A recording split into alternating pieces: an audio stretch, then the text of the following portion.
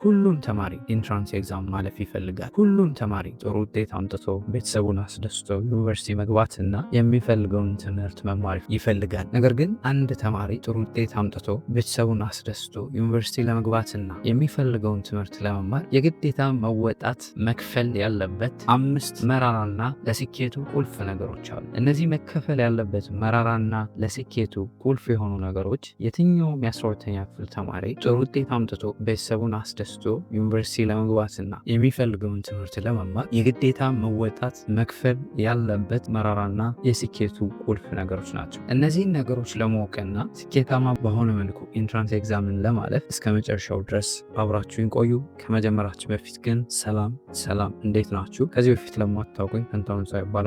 በቋሚ ስራዬ የዩኒቨርሲቲ አስተማሪ ነኝ። በትርፍ ሰዓቴ ደግሞ ልክ እንደዚህ አይነት ተማሪዎችን ይጠቅማሉ የምላቸውን ኮንተንቶች በዚህ ዩቲዩብ ቻናል ክሬት አደርጋለሁ። ዩቲዩብ ላይ ልክ እንደዚህ አይነት ቁም ነገር አዘል መረጃዎችን ለማየት የሚመጡ ከሆነና ለዚህ ዩቲዩብ ቻናል አዲስ ከሆናችሁ ሰብስክራይብ በማድረግ ቤተሰብ ይሁኑ። ፋሚሊ የሆናችሁ ደግሞ ቪዲዮ ለሌሎች ተማሪዎች እንዲደርስ ላይክ፣ ሼር አድርጉ። አስተያየት ካላችሁ ኮሜንት ሴክሽን ላይ አስቀምጡልን። የትኛውም የ12ኛ ክፍል ተማሪ ኤንትራንስ ኤግዛምን ማለፍ ይፈልግ። ነገር ግን ይሄ የ12ኛ ክፍል ተማሪ ጥሩ ውጤት አምጥቶ ቤተሰቡን አስደስቶ ዩኒቨርሲቲ ለመግባትና ዩኒቨርሲቲ ገብቶ የሚፈልገውን ትምህርት ለመማር የግዴታ መወጣት ወይም መክፈል ያለበት መራራና የስኬቱ ቁልፍ ነገሮች አሉ። ከነዚህ ነገሮች ውስጥ የመጀመሪያው ነገር መስዋዕትነት መክፈል። የትኛውም ተማሪ ኢንትራንስን ማለፍ ይችላል። ነገር ግን ይህንን ኢንትራንስ ኤግዛም ለማለፍ ቅድሚያ ምን መክፈል አለበት? ሳክሪፋይ ወይም መስዋዕት መክፈል አለበት። የትኛውም ስኬት ኩድቢ በትምህርት ሊሆን ይችላል ወይም በየትኛውም ነገር ስኬታማ ለመሆን ስኬት ቅድመ ክፍያ ይፈልጋል። ልክ እንደ ባንክ ብድር ቀድመን ተበድረን ወስደን የምንሰራው ነገር ሳይሆን ሳክሪፋይ አድርገን መስዋዕትነት ከፍለን የምናገኘው ነገር ነው ኢንትራንስ ኤግዛምን ማለት። ሳክሪፋይ የምትከፍሉት ወይም መስዋዕት የምታደርጉት ምንድን ነው ካላችሁ፣ ጓደኞቻችሁ ፊልም ሲያዩ፣ የምትወዱትን ጨዋታ ሲጫወቱ፣ የትኛውም ሶሻል ሚዲያ ላይ ቲክቶክ ለሰዓታት ሲጠቀሙ፣ ሲጫወቱ፣ ሲዝናኑ፣ እናንተ ግን በዛ ሰዓት ጥናታችሁን እያጠናችሁ ብቻችሁን ቁጭ ብላችሁ ትታገላላችሁ። ይሄ ነገር ነገ ዩኒቨርሲቲ ውስጥ ገብታችሁ የምትፈልጉትን ለመማር ወይም የምትፈልጉትን ትምህርት ለመማር የሚከፈል መስዋዕትነት። የዛሬውን ምቾታችሁን መስዋዕት እያደረጋችሁ የነገ ህይወታችሁን እየገነባችሁ ነው። አስታውሱ፣ የትኛውም ህልም ምንም ነገር ዋጋ ካላስከፈላችሁ ህልማችሁ በጣም ትንሽ ነው ማለት ነው። ስለዚህ የትኛውም ነገር አሁን ላይ አመለጠኝ ብላችሁ ሳታስቡ፣ ሳትጨነቁ፣ ሳትጓጉ ይልቁንም ለነገ ለተሻለ ህይወታችሁ ኢንቨስት እያደረጋችሁ እንደሆነ አውቃችሁ ለኢንትራንስ ኤግዛም ዝግጅታችሁ መስዋዕትነት መክፈል አለባችሁ። ሌላውና ሁለተኛው ነገር ውድቀት ነው። ይህ እንግዲህ ውድቀት ስንል በሞዴል ፈተና ዝቅተኛ ውጤት ልታመጡ ትችላላችሁ።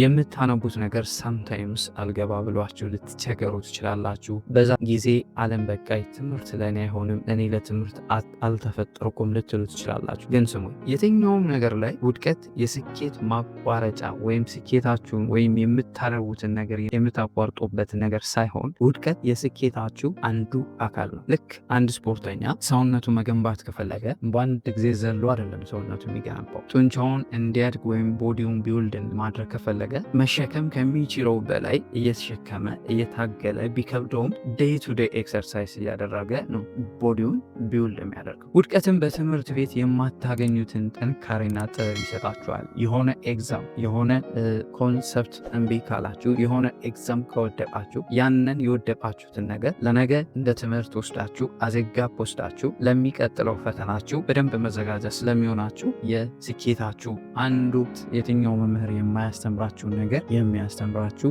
አንዱ ጥበብ ነው ውድቀት። መውደቅን የሚፈራ ሰው ሁልጊዜም አቨሬጅ ሰው ሆኖ ነው የሚቀረው። ስለዚህ የተሳሳተ መልስን ወይም የተሳሳተ ነገርን መስራት ወይም መመለስን አትፍሩ፣ መሞከርን ማቆምን ግን ፍሩ። ሁሌም መሞከርን ያቆመ ሰው ወዳቂ ነው ማለት ነው። ስለዚህ ሁልጊዜ መሞከር መጣር፣ ምንም ነገር ቢከብዳችሁ እንኳን ከጓደኞቻችሁና የተለያዩ ኤአዮችን በመጠቀም የሚከብዳችሁን ነገር መረዳት ትችላላችሁ። ሶስተኛው ነገር ጠንክራችሁ መስራት ስትጀምሩ፣ ጠንክራችሁ ማጥናት ስትጀምሩ፣ ጠንክራችሁ ለፈተናው መዘጋጀት ስትጀምሩ ሰዎች ይተቿችኋል። ሰዎች ስለ እናንተ ኔጌቲቭ ነገር ማውራት ይጀምራሉ። ሰዎች እናንተ እንደዚህ በማድረጋችሁ ወይም ለፈተናችሁ በምትዘጋጁበት ወቅት ሰዎች ያልገባቸውን ነገር ይተቻሉ። ሊያደርጉት የሚፈልጉትን ነገር ደግሞ ያጣጥላሉ። ስለዚህ ውጤታችሁን አልፋችሁ እስክታሳኩ ድረስ አይሳካላችሁም ይሏችኋል። እንትና ወድቋል፣ እንትና እኮ ጎበዝ ነበር ወድቋል፣ እና ዝም ብለህ እኮ ነው የምትለፋው የምትለፈው ምናምን ይሏቸዋል። ስለዚህ ውጤት ሲመጣ ግን እንደዚህ ደክማችሁ ውጤት ስታመጡ ግን እድለኛ ነው ይሏቸዋል። ስለዚህ ይህንን ትችት ተቋቁማችሁ በውጤቱ ሰዎችን እንደዚህ የተቿችሁን ዝም ማስዋል ስላለባችሁ ለኢንትራንስ ኤግዛም ጊዜያችሁን ስሜታችሁን ሰጥታችሁ በሙሉ አቅማችሁ መዘጋጀታችሁን መቀጠል አለባችሁ። ይሄ የሰዎች ትችት፣ የሰዎች ሀሜት ወይም የሰዎች ማጣጣል እናንተ ኤነርጂያችሁን ሊጎትታችሁ አይገባም ማለት። ሌላው ቀጣይነት 90% የሚሆኑ ተማሪዎች የሚሸነፉት እዚህ ጋር ትምህርቱ ስለከበዳቸው ሳይሆን ዝግጅቱ ስለሚሰለች ነው። አመቱ በጀመረው ቁጥር ጥናት ይጀምራሉ። አዲስ ሴሚስተር በጀመረ ቁጥር ጥናት ይጀምራሉ። ነገር ግን 90% የሚሆኑት ቀጣይነት የላቸውም። ያ ደግሞ የሚመጣው ትምህርቱ ስለከበዳቸው ሳይሆን ዝግጅቱ ስለሚሰለች ነው። ቀጣይነት ወይም ኮንሲስተንሲ ማለት ስሜት ባይኖራችሁም ማጥናት ባያሰኛችሁም እንኳ በየቀኑ ትክክለኛውን ነገር ማድረግ ማለት ነው። በጥናት ፕሮግራማችሁ መሰረት ትክክለኛውን ነገር ማድረግ ማለት ነው። ዛሬ 10 የሂሳብ ጥያቄ ትሰራላችሁ፣ ነገም 10 የሂሳብ ጥያቄ ትሰራላችሁ፣ ከነገም ወዲያ 10 የሂሳብ ጥያቄ ትሰራላችሁ። ይሄ ስራ በዝምታ ወይም በትዕግስት ይከማቻል፣ ቢውልድ ይደረጋል። ልክ እንደ ጠብታ ውሃ ነው። መጀመሪያ ላይ ምንም አይመስላችሁም፣ ቆይቶ ግን እውቀታችሁ በደንብ ከበቂ በላይ ይከማችና ውጤቱ ድምፁን አውጥቶ የሚሰማው በኋላ ነው። እስከዛው ግን በዝምታ ስራችሁን ጥናታችሁን መቀጠል አለባችሁ። ቀጣይነት በኢንትራንስ ኤግዛም ዝግጅት ወቅት በጣም ለስኬታችሁ ትልቁና መሰረታዊ ነገር ነው። ሳትሰለችሁ ሁልጊዜም ቢደብራችሁን ዝግጅታችሁን መቀጠል አለባችሁ። በመጨረሻ ዋናው ነገር ዲሲፕሊን ነው። ሁልጊዜም ዝግጅት ስትጀምሩ መነሳሳት ወይም ሞቲቬሽን ስሜት ይኖራችኋል። ነገር ግን አንድ ቀን የሆነ ነገር ሲሰለቻችሁ፣ ሲያስጠላችሁ፣ ሁሉ ነገር ከኖርማል እየወጣችሁ ሲመስላችሁ ሞቲቬሽናችሁ ፌድ አውት ያደርጋል፣ ይጠፋል። ዲሲፕሊን ካላችሁ ግን ከስሜት በላይ የሆነ መዋቅር ነው። ሁልጊዜም ዲሲፕሊን ካላችሁ ስሜታችሁን ሳይሆን የምታዳምጡት ማድረግ ያለባችሁ ነገር በትክክለኛው ሰዓት ማድረግ ስለሆነ ዲሲፕሊን ሆናችሁ በጥናት ፕሮግራማችሁ መመራት አለባችሁ። ዲሲፕሊን ማለት ደክሞኛል ግን አነባለሁ ብለው መወሰን ነው። ጊዜያዊ ደስታን ለዘላቂ ስኬት አሳልፎ መስጠት ነው ዲሲፕሊን። ያለ ዲሲፕሊን ችሎታችሁ፣ አቅማችሁ፣ ኢነርጂያችሁ ይባክናል። ስለዚህ ያለ ዲሲፕሊን ራያችሁ ይሞታል።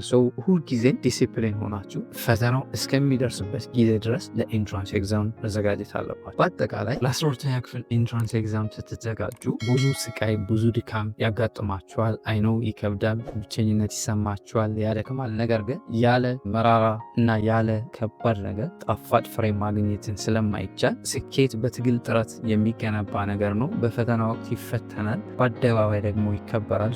ልፋታችሁን፣ ድካማችሁን መጨረሻ ላይ ተሳክቶ እንድታዩት ካሁኑ ግን በደንብ መልፋትና መድከም 12ኛ ክፍል ኢንትራንስ ኤግዛምን ለማለት ካሁኑ እነዚህን ነገሮች መክፈል ይጠይቃል።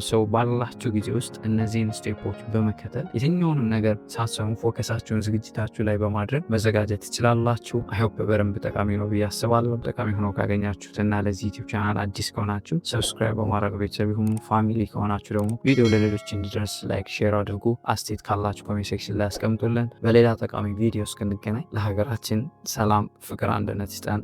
ፒስ